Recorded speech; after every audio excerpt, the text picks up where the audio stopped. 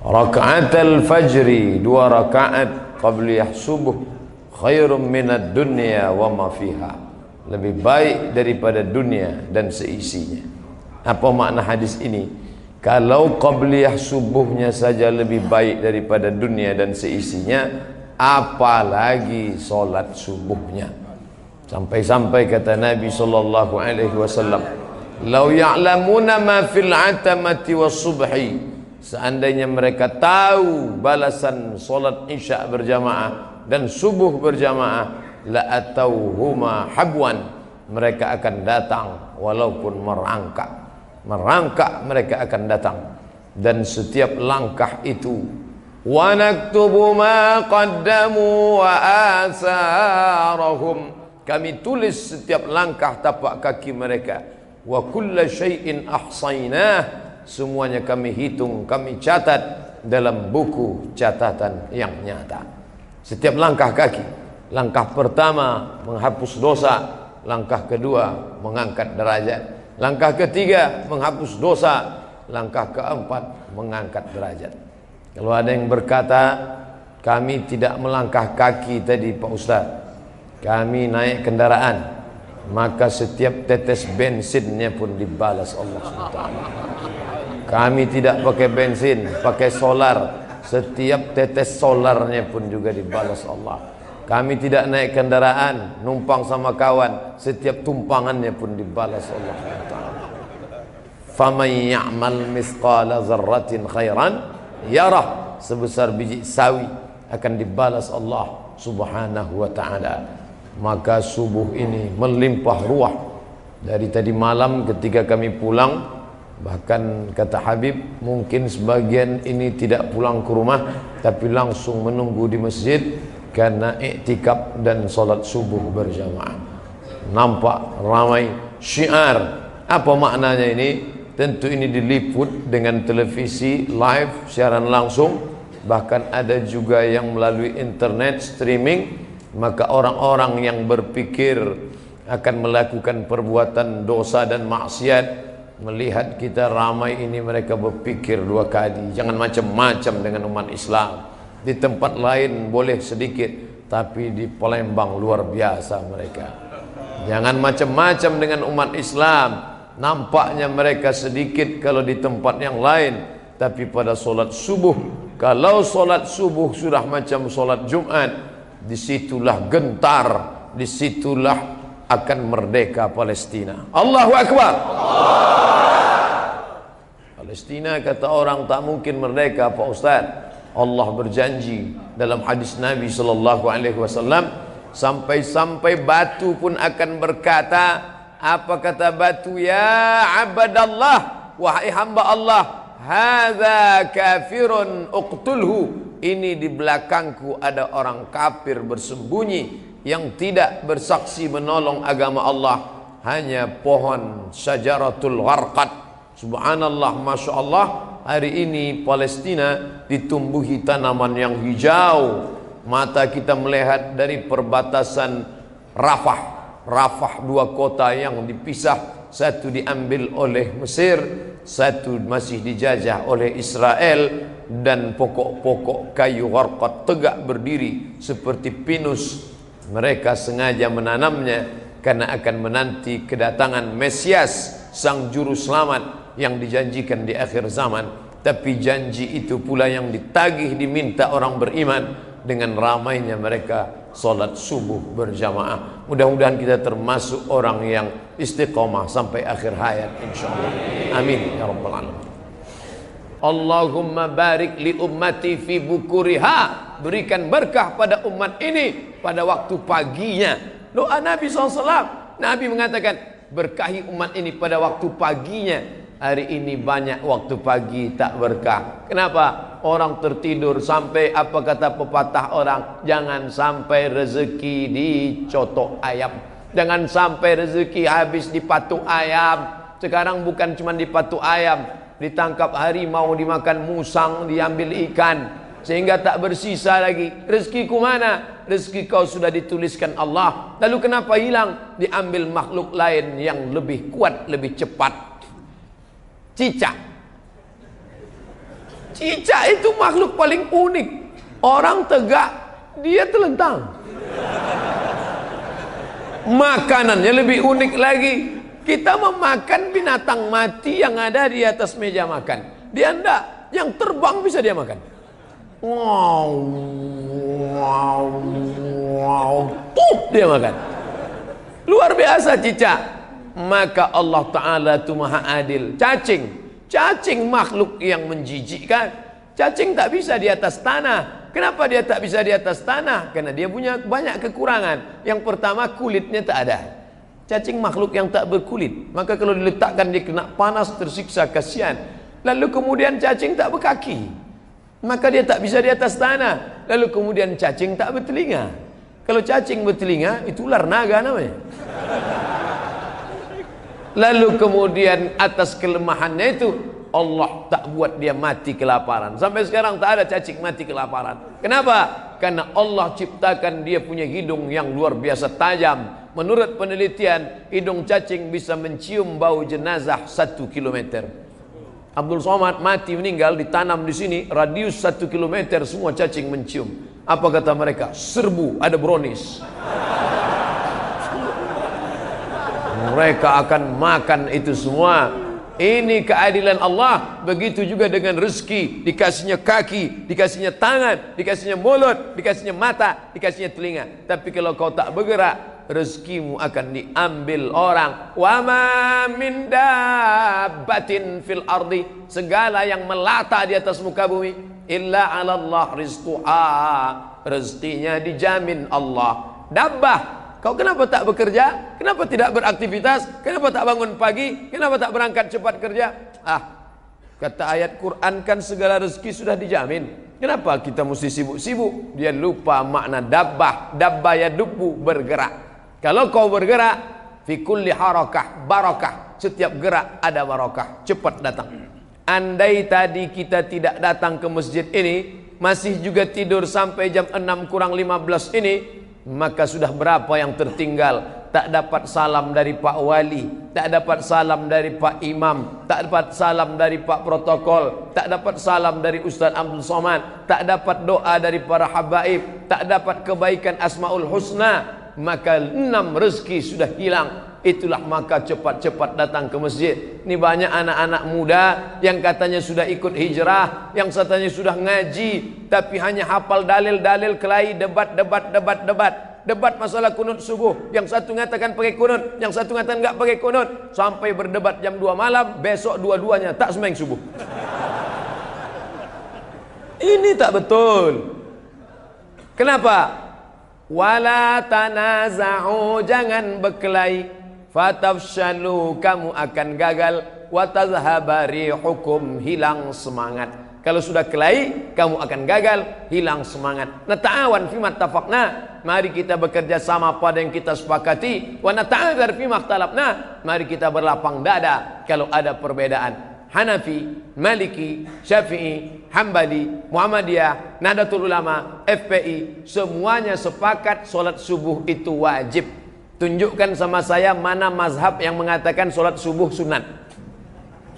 Tak ada. Semuanya sepakat solat subuh wajib.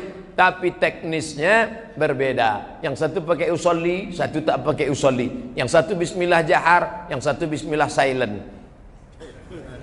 Yang satu pakai kunut subuh, yang satu tak pakai kunut. Yang satu telunjuknya sekali angkat, yang satu berputar-putar.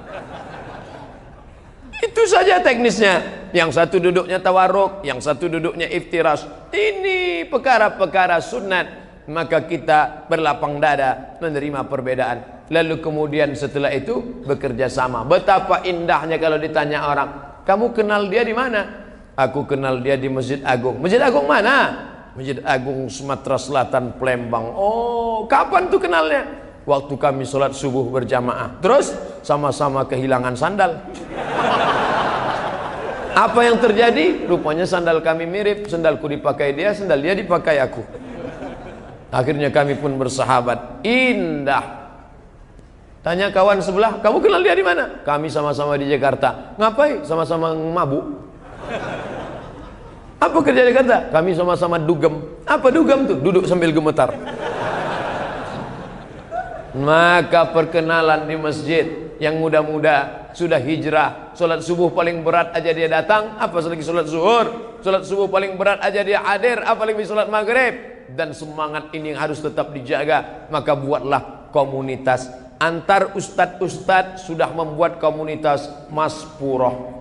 Antar ulama dan umara membuat komunitas kerjasama, karena tak bisa main sendiri-sendirian. Ustadz dengan ustadznya, umarok dengan umaroknya. Di Palembang kita melihat ulama berjalan bekerja sama. Malam tadi Pak Wakil Gubernur hadir, subuh ini Pak Wali datang, maka nampak sejalan antara ulama dan umarok. Lalu kemudian antar komunitas anak-anak muda. Kenapa dari tadi ustadz nyebut anak muda, anak muda, anak muda? Adapun orang tua yang sudah ke masjid memang sudah selayaknya. Kalau sudah tua tak ke masjid, kapan lagi? Nunggu jadi jenazah. Ada orang-orang yang tak pernah ke masjid, tapi begitu dia ke masjid, bukannya di belakang imam, langsung di depan imam. Tak pernah mau sekalipun, saking sombong angkuhnya, tak mau di belakang imam. Alah, apa itu imam? Dia kan manusia, aku manusia. Ngapain aku di belakang dia?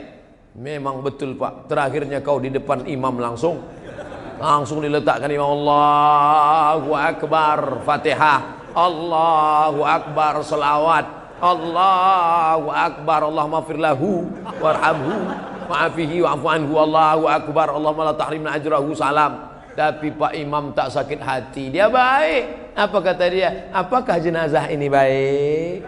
Baik. Untung saya tak ada di situ. Kalau sempat saya ada di situ. Apakah jenazah ini baik? Tak baik. Dulu dia tak mau di belakang imam sama sekali. Apa kata Pak Imam? Jangan marah-marah Ustadz Somad. Bagaimanapun juga dia ini adalah hamba Allah. Mari kita antar kepada cacing-cacing yang sudah menunggu dia.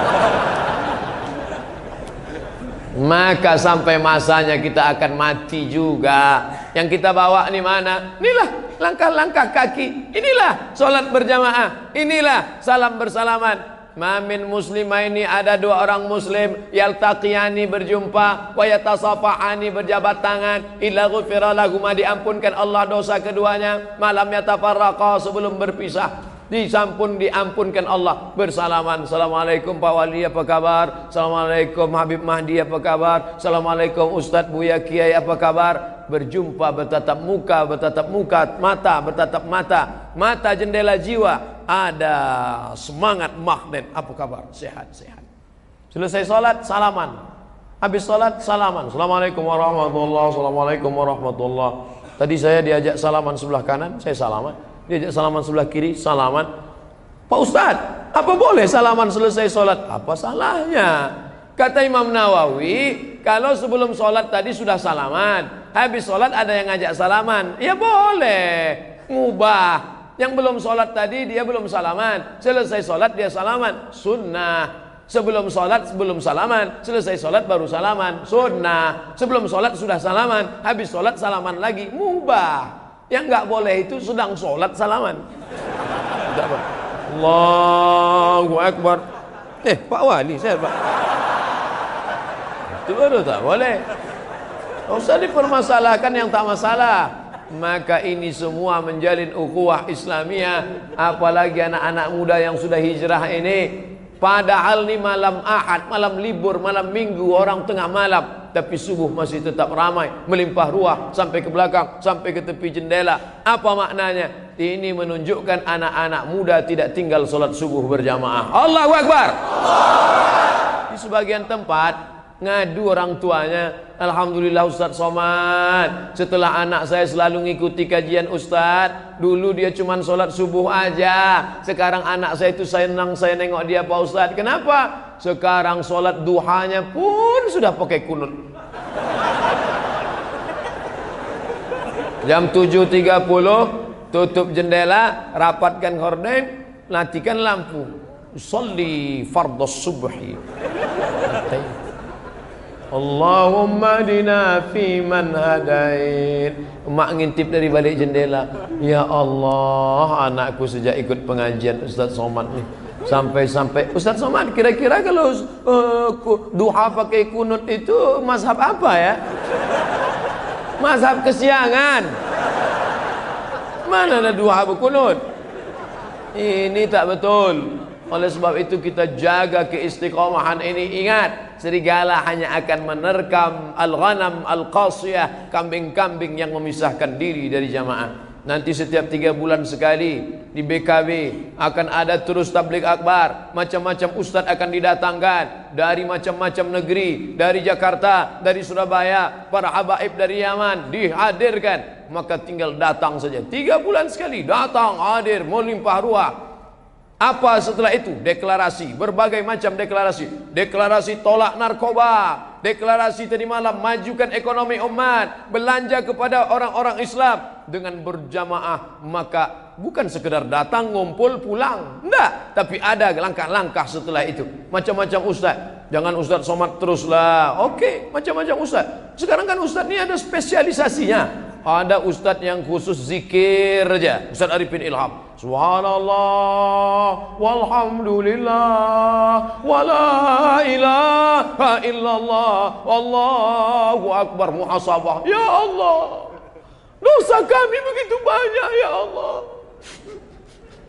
Oh, nangis semua jamaah. Apa yang kau tangiskan? Sertifikasi belum cair. Nangis itu karena dosa, karena maksiat. Wah, 3 bulan yang akan datang, undang lagi ustadz yang lain. Apa nih? Sedekah. Marilah bisa bersedekah. Ada yang sakit mau sembuh, sedekah. Ada yang belum nikah mau nikah, sedekah. Yang sudah nikah mau nikah sekali lagi, sedekah. Wah, ayo bentang semua, buka. Siapa? Ustadz Yusuf Mansur, spesialis sedekah. Nah, 3 bulan lagi, undang lagi Agim. Jagalah hati, jangan kau tangisi. Jagalah hati, lentera hidup ini. Ini semua beraneka ragam macam-macam. Saya ustadz yang serius-serius nih tak mau saya Pak Ustadz. Saya mau ustadz yang macam wayang. Ustadz cepot. Masa ustadz terus? Saya mau ustazah lah. Mama Dede. Tak ada alasan untuk tidak mengaji. Ini semua dalam kerangka apa? Yang penting orang mau ngaji aja dulu. Habis itu baca kitab sama habaib sama ulama. Tapi jangan lupa anak-anak kita pendidikan agamanya. Ini kenapa bisa subuh ramai macam ini? Karena orang Palembang mendidik agama kepada anak cucu diwariskan dari para ulama dulu. Baca kitab kuning, baca. Saya ceramah di mana-mana banyak juga yang ngasih hadiah macam-macam. Pergi ke sana mereka kasih batu cincin, pulang sampai 3 batu. Pergi ke sana dikasih sal, dikasih sorban. Tapi ketika saya ceramah di Palembang, datang ibu-ibu, ada yang mau kami beri ke ustadz. Saya udah curiga, jangan-jangan asal jangan anak gadis saja lah.